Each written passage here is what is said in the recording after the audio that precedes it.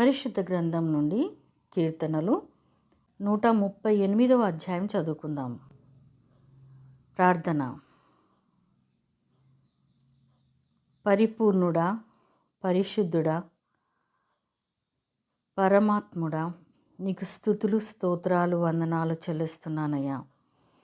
ఇదిగో తండ్రి, నీ వాక్యం ధ్యానిస్తుండగా మమ్మల్ని అందరినీ తండ్రి నీ కృపలో భద్రపరచుమని యేసయ్య పరిశుద్ధ నామం అడిగి వేడుకుంటున్నాం మా తండ్రి. ఆమెన్. పరిశుద్ధ గ్రంథం నుండి కీర్తనలు 138వ కీర్తన చదువుకుందాం ఇప్పుడు.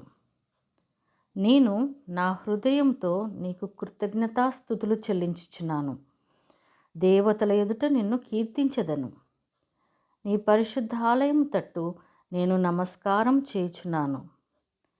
నీ నామమంతటి కంటే నీవిచ్చిన వాక్యమును నీవు గొప్ప చేసి ఉన్నావు. నీ కృపా సత్యములను బట్టి నీ నామమునకు కృతజ్ఞతాస్తుతులు నేను చెల్లించెదను.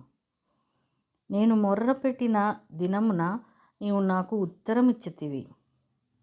నా ప్రాణంలో త్రాణ పుట్టించి నన్ను ధైర్యపరిచితివి.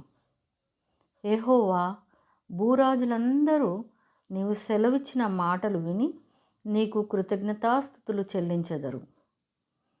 యెహోవా మహాప్రభావం గలవాడని వారు యెహోవా మార్గములను గూర్చి గానం చేసెదరు. యెహోవా మహోన్నతుడైనను ఆయన దీనులను లక్ష్యపెట్టును. ఆయన దూరం నుండి గర్విష్ఠులను బాగుగా ఎరుగును. నేను ఆపదలలో చిక్కుబడి ఉన్నను, నీవు నన్ను బ్రతికించెదవు. నా శత్రువుల కోపం నుండి నన్ను రక్షించుటకై నీవు నీ చేయి చాపెదవు. నీ కుడి చేయి నన్ను రక్షించును. యెహోవా నా పక్షంన కార్యం సఫలం చేయును.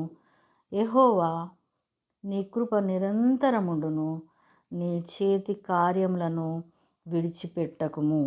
దేవుడు తన పరిశుద్ధ వాక్యమును మనందరి హృదయంలో ఫలింపచేయునుగాక. ఆమెన్.